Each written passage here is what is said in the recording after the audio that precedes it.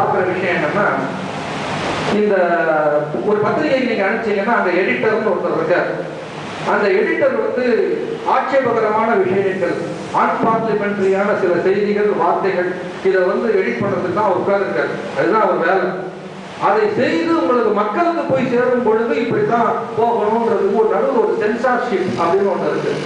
Censorship உங்களுக்கு நீங்களே வகுத்துக்கணும். ஏன்னா இதுக்கு இல்லை, இதுக்கு இல்லைன்றப்ப அதுக்கு ஒரு சுய கட்டுப்பாடு, சுய சென்சார்ஷிப், ஒரு நியாயம் போகணும். சில சமயத்துல அன்பார்லிமெண்டரியான வார்த்தைகள் வருது. பெண்கள் எப்படி படிக்கிறது சொல்லுங்க. நீங்க வந்து இது யதார்த்தம் தானே, இது யதார்த்தமான வார்த்தை தானே, யதார்த்தமான நிகழ்வு தானே சொல்லிட்டு தப்பா கட்டாதீங்க. ஒரு டீசன்சி லெவல் அப்படின்னு ஒன்று இருக்கு. சமூகத்துக்குன்னு ஒரு ஒரு லெவல் இருக்கு. அதனால வந்து நம்ம வலைப்பக்கம், இது என் பக்கம், நான் என்ன வேண்டுமானாலும் எழுதுவேன்ற ஒரு அலட்சிய போக்கு வேண்டாம். கூடிய சீக்கிரத்தில் உங்களை புறக்கணிச்சிருவாங்க, கவனிக்கப்பட மாட்டீர்கள். அதனால வந்து உங்கள் வலைப்பக்கத்துல தேடி நீ மற்றவங்கிட்ட சொல்லணும், இப்படி ஒரு வலைப்பக்கம் இருக்கு, இதை போய் படி அப்படின்னு மற்றவர்களிடம் சொல்லும்படியாக உங்கள் வலைப்பக்கங்களை அமைச்சுக்கங்க. அந்த ஒரு ஒரு பண்பாடு, நாகரீகம், இதெல்லாம் வந்து அது ஒரு மனிதனுடைய முகத்தை பார்த்த உடனே அவனை பற்றியும் அவன் பேச ஆரம்பித்த பிறகு அவனை பற்றிய ஒரு அனுமானம் எப்படி வருதோ அதை போல உங்கள் வலைப்பக்கம் உங்களை பற்றி அடையாளம் காட்டுகிற ஒரு வலைப்பக்கமா இருக்கு.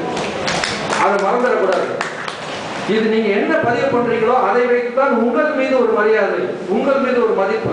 ஒரு கூட்டத்துல பாக்குறப்ப, ஓ இவரா இந்த இப்படி எழுதிட்டு இருப்பாரு அவர் தானே அப்படின்னு உங்களை சந்தோஷமா தேடி வந்து கை கொடுக்குற மாதிரி இருக்கணும். இவரை பார்க்கவே கூடாதுன்னு முகத்தை திருப்பிட்டு போற மாதிரி உங்கள் வலைப்பக்கத்தை அமைக்காதீர்கள்.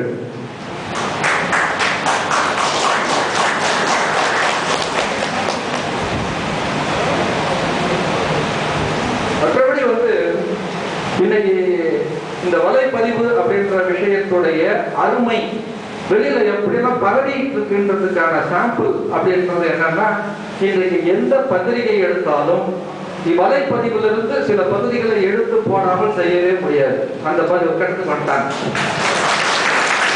நீங்க பாத்தீங்கன்னா வலையில் சுட்டவை, வலையிலிருந்து எடுத்தவை அப்படின்னு சொல்லிட்டு பத்திரிகைக்கு எழுதி அனுப்புறவன் குறைஞ்சி போட்டான், அவன் இங்க எழுத ஆரம்பிச்சுட்டான்றதுனால நல்ல விஷயங்களை சேர்க்கறதுக்கு இப்ப இவங்களே திரட்ட வேண்டியதா இருக்கு.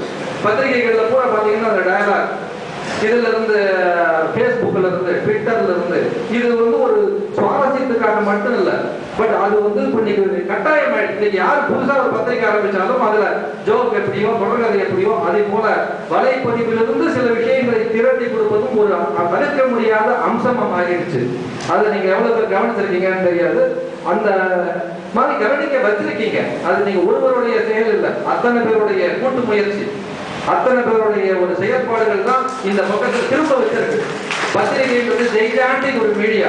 லட்சக்கணக்கில் பத்திரிகை அடிக்கிறவங்க, ஆயிரக்கணக்கில் நூற்றுக்கணக்கில் இருக்கிற பதிவர்களின் படைப்புகளை தேடி வந்து அதுல இருந்து திரட்டி போடுறாங்கன்னா அது உங்களுடைய வலிமையை நீங்க புரிஞ்சுக்க வேண்டிய நேரம்.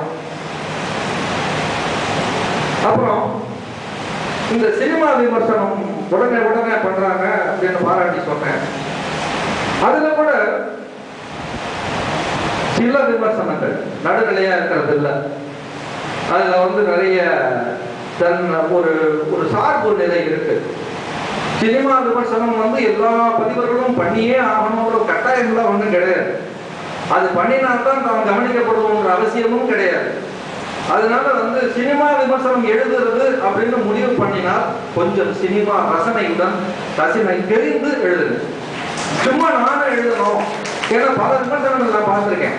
நான் வந்து அவர் கேள்வி சங்கர் சொன்னது போல நான் வந்து தொடர்ந்து பல பதிவுகள் நான் பார்த்துட்டு இருக்கேன், படிச்சுட்டு இருக்கேன், ரேண்டமா பார்த்துட்டு இருக்கேன். தொடர்ந்து படிக்கிறத விட ரேண்டமா பார்த்துட்டு இருப்பேன்.